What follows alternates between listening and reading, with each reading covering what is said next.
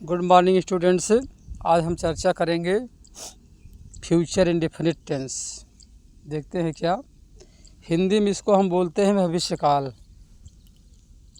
Future indefinite tense अनिश्चित भविष्यकाल। Positive sentence सकारात्मक वाक्य।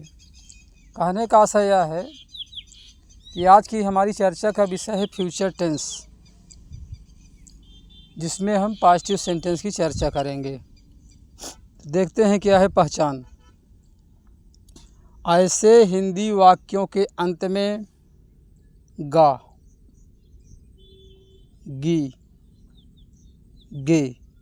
ध्यान देना है, ऐसे हिंदी वाक्यों के अंत में गा, गी, गे आदि शब्द आते हैं और वह फ्यूचर टेंस में होता है। तो जहाँ ये कंडीशन पूरी होती है कि किसी वाक्य के अंत में गा, गी, गे आते हैं तो वहाँ पर फ्यूचर टेंस होगा। हाउ टू ट्रांसलेट, अनुवाद कैसे किया जाए, तो देखना है। सिंगुलर नाउन या प्रोनाउन के बाद बिल का प्रयोग होता है। आई बी के बाद सैल, शेष अन्य के बाद बिल का प्रयोग करना है। सिर्फ यहाँ एक बात का ध्यान देना है, आई और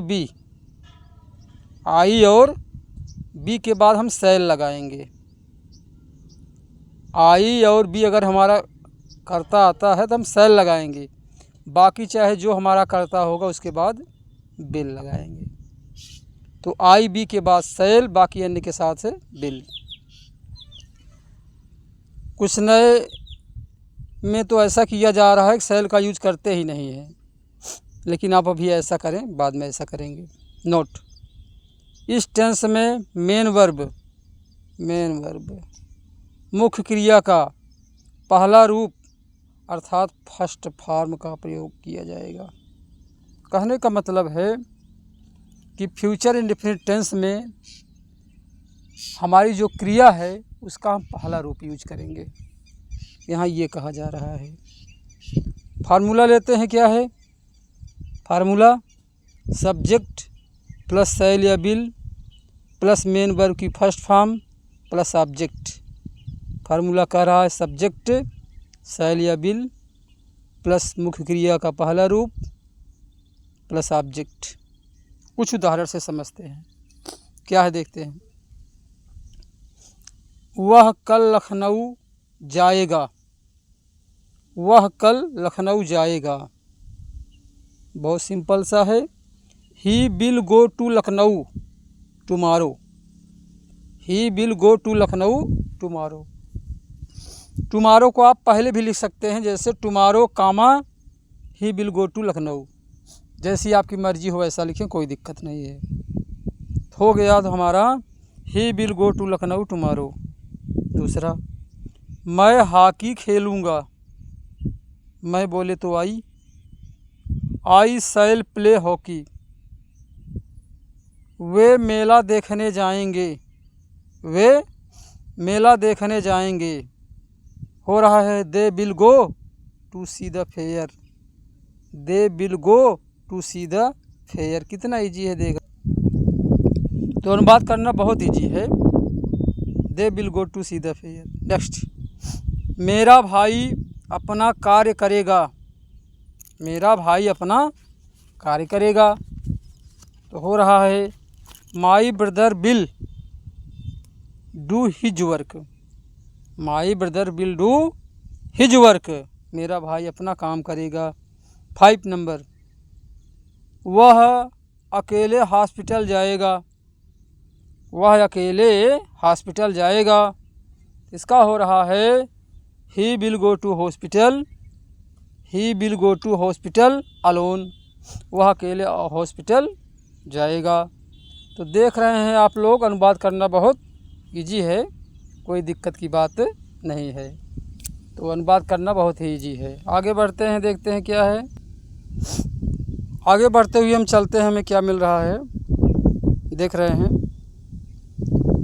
उपर्युक्त वाक्यों में गा गी गे और शैल बिल का प्रयोग किया गया है, इसलिए यहाँ पर भविष्य काल अर्थात फ्यूचर टेंस दिख रहा है। कंडीशन पूरी हो रही है ना। कौन सी कंडीशन? वाक्य के अंत में गा गी गे है, शैल बिल लगा है, मेन वर्ब की फर्स्ट फॉर्म लगी है, तो ये सारे संकेत बताते हैं कि हमारा टेंस जो है फ्यूचर इंडेफिनिट है। अच्छा जी, तो अब आगे बढ़ते हैं निगेटिव की तरफ। निगेटिव सेंटेंस, नकारात्मक वाक्य, बहुत ईजी है। अगर ऐसे वाक्यों में नहीं शब्द आता है तो शैल या बिल के बाद नॉट लगाना है। शैल और बिल के बाद नॉट लगा देना है और कुछ नहीं करना है। अगर ऐसे वाक्यों में नहीं शब्द आता है तो शैल बिल के बाद नॉट लगाना है, बाकी कुछ नहीं करना है। फार्मूला देखते हैं। सब्जेक्ट प्लस शैल या bill plus not plus main verb की फर्स्ट फॉर्म प्लस ऑब्जेक्ट। कहने का मतलब कर्ता शैल या बिल प्लस नॉट प्लस मुख्य क्रिया का पहला रूप प्लस कर्म। ऐसे वाक्यों में हमेशा मेन वर्ब मुख्य क्रिया का पहला रूप लगाया जाता है। इस बात को भी हमें बहुत ध्यान देना है। उदाहरण की तरफ बढ़ते हैं। कल छुट्टी नहीं होगी। कल छुट्टी नहीं होगी, सब्जेक्ट ना होने की स्थिति में इट लगाएंगे। It will not be holiday tomorrow. It will not be holiday tomorrow. अब बी क्यों लगाया? चूँकि हॉलीडे हमारा वर्ब फॉर्म में नहीं है, उसको वर्ब बनाने हमने बी लगाया। जैसे बी हॉलीडे छुट्टी होना, बी हैप्पी खुश होना, तमाम ऐसी बातें हैं। बी रिच धनी होना, तो हम बी लगा के इसको वर्ब बना दिए। आगे क्या है देखते हैं।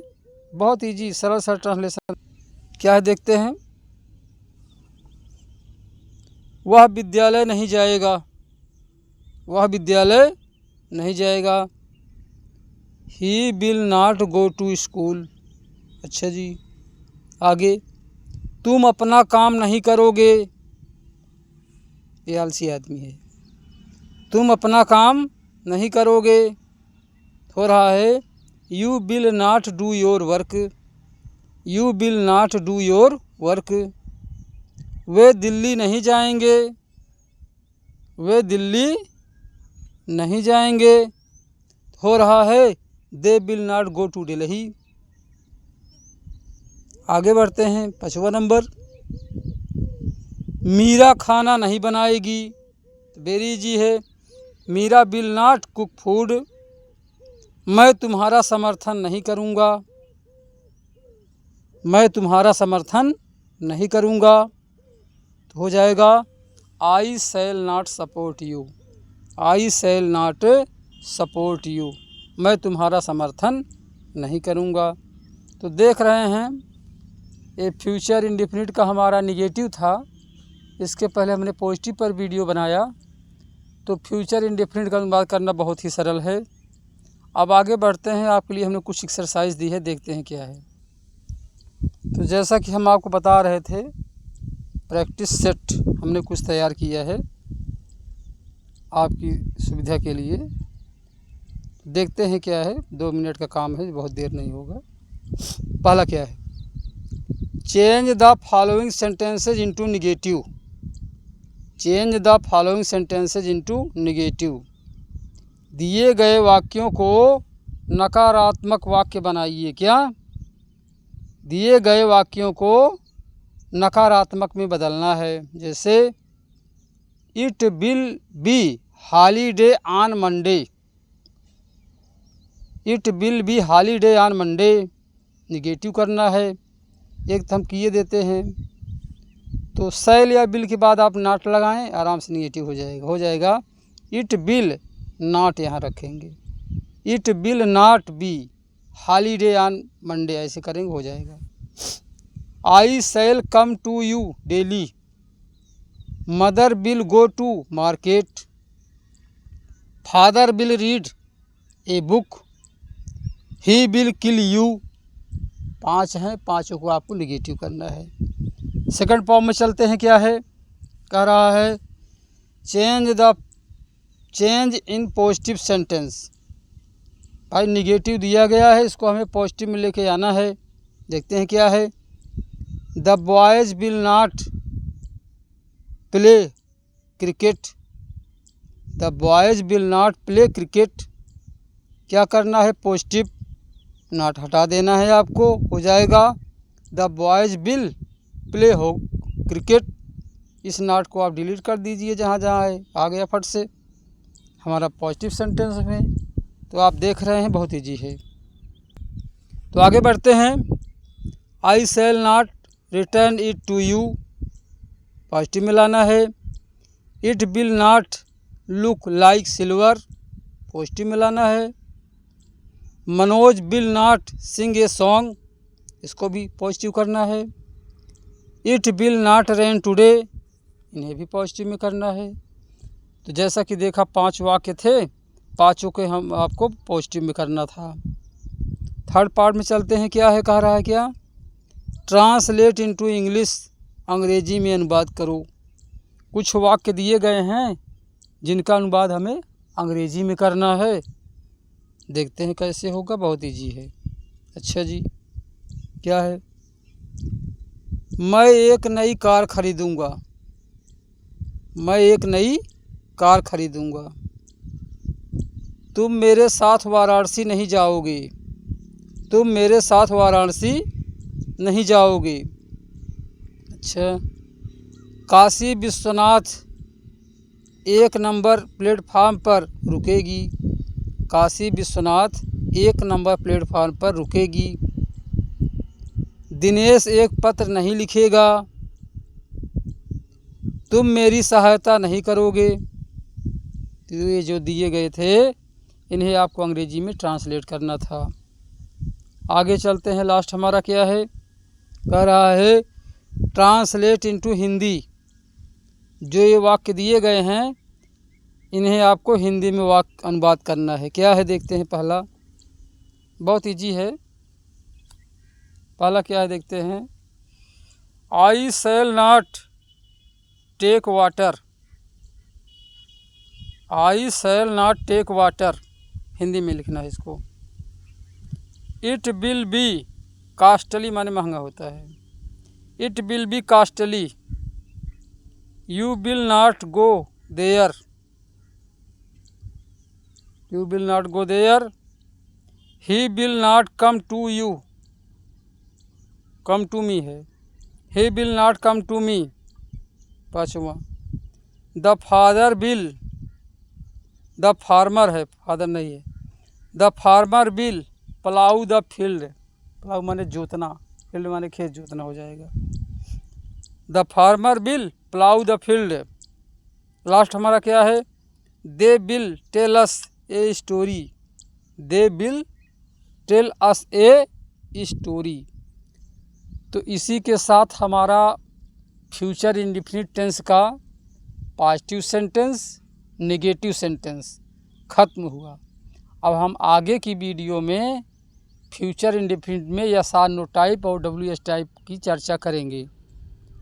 और आज के लिए इतना ही। हमने 4 एक्सरसाइज आपको दिया था, अगर इसे आप हल करेंगे तो आपके समझ में आएगा। जो ना भी समझ में आए, कमेंट करेंगे, हम आपके कमेंट का तुरंत रिप्लाई देंगे, हल कराने में आपकी सहायता करेंगे। तो बस आज के लिए इतना ही। आप सभी लोगों को बहुत बहुत धन्यवाद। जय हिंद, जय भारत।